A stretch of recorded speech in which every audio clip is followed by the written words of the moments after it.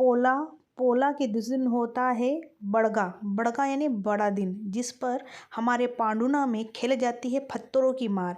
नदी के एक तरफ दूसरे का गली के लोग और नदी के एक तरफ दूसरे लोग रहते हैं, जिसमें एक दूसरे पर पत्थर से बहुत तेज़ी से मारते हैं। कई लोगों की मौत हो जाती है। हमारे यहाँ पर 144 की धारा काफ़ी दिनों से चालू रहती है ताकि कोई भी ऐसा अपराध ना हो, लेकिन कई लोग ऐसे ही इसमें मारे जाते हैं। मैं तो कभी देखने भी नहीं जाती हूँ, ये बहुत बुरा खेल लगता है मुझे। सुबह के बज गए हैं 5। मैं उठ चुकी हूँ और अंधेरों से गुजरते हुए जा रही हूँ पक्की सड़कों की ओर। हम तो कच्ची सड़कों पे रहते हैं, हमारे घर के सामने पक्का हुआ नहीं है। जो हाईवे में रहते हैं उनसे मिलने जा रहे हैं, मतलब आशा दीदी से। वो थोड़ा से पक्की सड़क की ओर रहती है, आवाज़ लगाती हूँ तभी दरवाज़ा खोलती है, अदरवाइज़ वो दरवाज़ा तब तक नहीं खोलती है। और आज घूमने के लिए हम थोड़ा सा नए जगह में जाएंगे। हमने सोचा है कि क्यों ना हम एक बार शंकर भगवान की मंदिर दिखा चुके हैं, एक बार आपको साईं बाबा का मंदिर दिखा चुके हैं। अब हम आपको हमारे जो स्टेशन बना है नया, हम वो दिखाएंगे। हम स्टेशन की ओर बढ़ रहे हैं, हमको स्टेशन की ओर जाना है, क्योंकि स्टेशन हमने खुद ने भी अच्छे से नहीं देखा है जब से ये बना है। तो हम लोग पहुंच गए स्टेशन की ओर। चलिए आपको भी दिखाएंगे। चलते जा रहे हैं अंधेरों में, एक अलग ही धुन, अलग ही मज़े के साथ में। सच्ची में इतना बढ़िया लग रहा था, मौसम इतना सुहाना था, क्योंकि काफ़ी दिनों से बारिश हो रही थी। एकदम पक्की सड़क, सड़क नहीं थी वो प्लेटफॉर्म था, और काफ़ी अच्छा लग रहा था। ट्रेन और देखिए पटरी और आसपास की लाइटिंग, बहुत ही खूबसूरत नज़ारा था। अच्छा लग रहा था वहाँ जाके भी।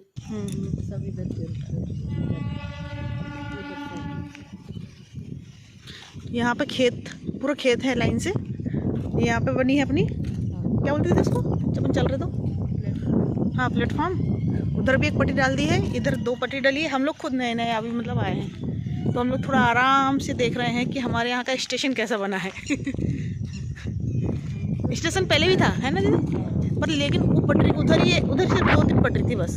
ये लाइन 2 ये डली है, हाँ 4 उस तरफ है, ये 2 इधर डली है अभी नहीं। और रोड के उस तरफ भी एक सिंगल ऐसी डाली, क्यों डाली पता नहीं, अब रेलवे का। हाँ, और ये हमारे यहाँ सीढ़ियों से ऊपर जाने के लिए तो ब्रिज पहले से ही बना हुआ था। पूरा ऐसा बना हुआ है। अरे हाँ दीदी, मेरे को तुमसे लड़ना था, तुमको बोला था मैंने।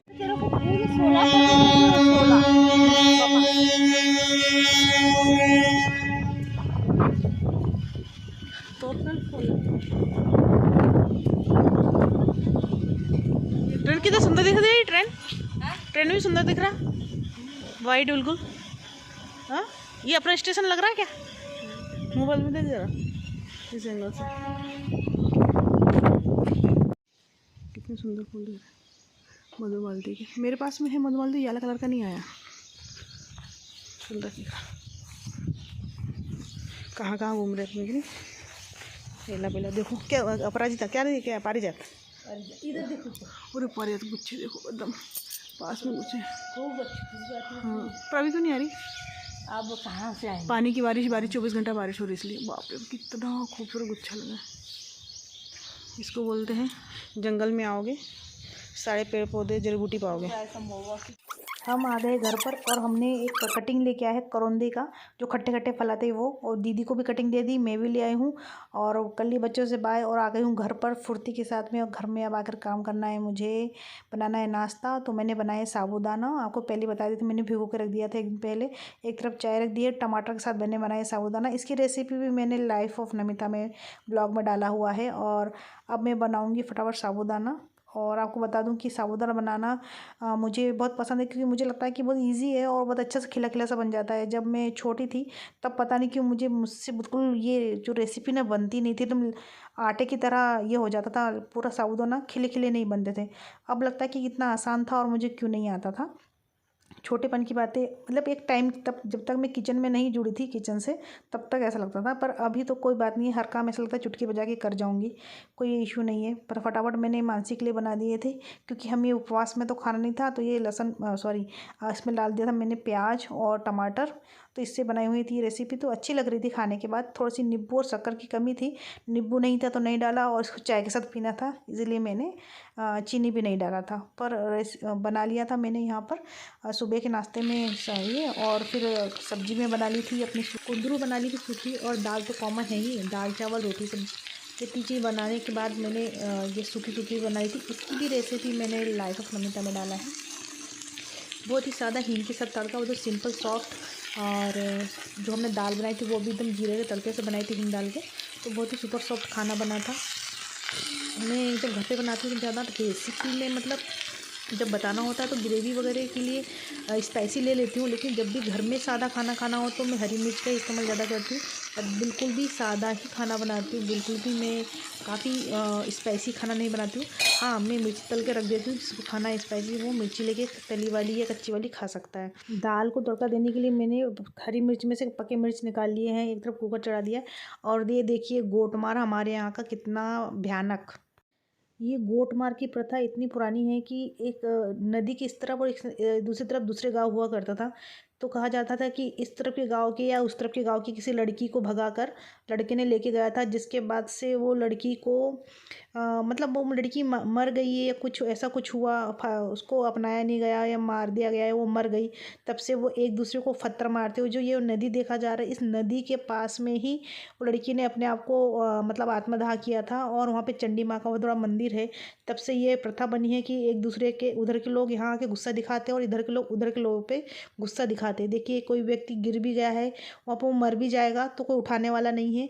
और आज इस साल तो नदी में पानी था काफ़ी ज़्यादा, तो पत्थर लगने की वजह से बंदा बेहोश हो गया और वो वहीं गिर गया और वो बह भी गया, तो लोगों ने उसको पकड़ा नहीं और वो कहाँ गया तभी तो ढूंढ रहे तो मिला भी नहीं। तो इस तरीके के पता नहीं क्यों प्रथा है, ये प्रथा ही क्यों है। और ये प्रथा वर्ड ही मुझे इतना ये लगता है ना चुभता है। जैसे मैंने अपने समय पे जब पढ़ा था प्रथा, प्रथा वर्ड ही मुझे ऐसा लगता है कि औरतों पे अत्याचार, यहाँ पे तो पुरुष एक दूसरे पे अत्याचार कर रहे हैं।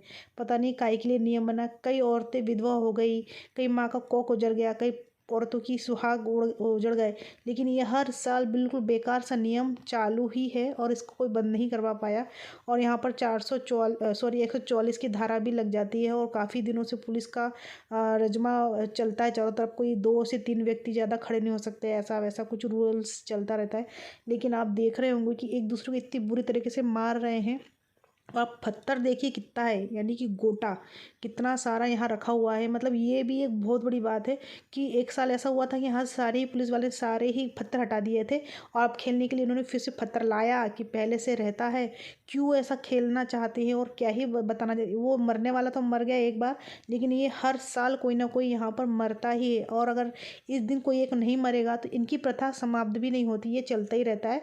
आने वाले साल में फिर एक बार रहता है कि इधर का कोई मरा है तो अब उधर का मरना चाहिए, तो ये पत्थर और जुगाड़ कर लेते एक दूसरे को मारने के लिए। पता नहीं ये इतना बेकार नियम है।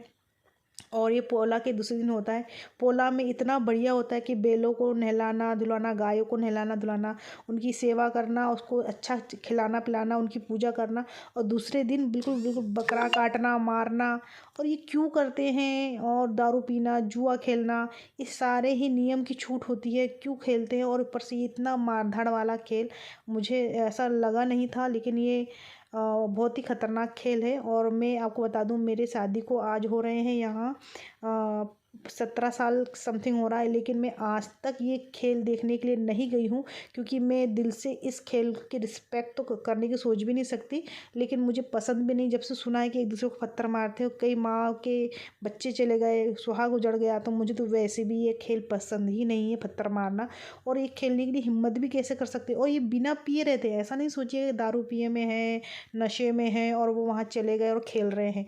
नहीं, ये बिना खाए पिए ही इन लोगों को इतना जुनून होता है इस गेम का, ये खेल का, कि बस हमने इस बार तो पांडुरा के लोगों को मार दिया है। कोई लोग बोलते हमने तो उस नदी पार के लोगों को मार दिया है। पता नहीं क्यों ऐसा खेलते हैं। हम तो देख नहीं पा रहे हैं और लोग खेल रहे हैं।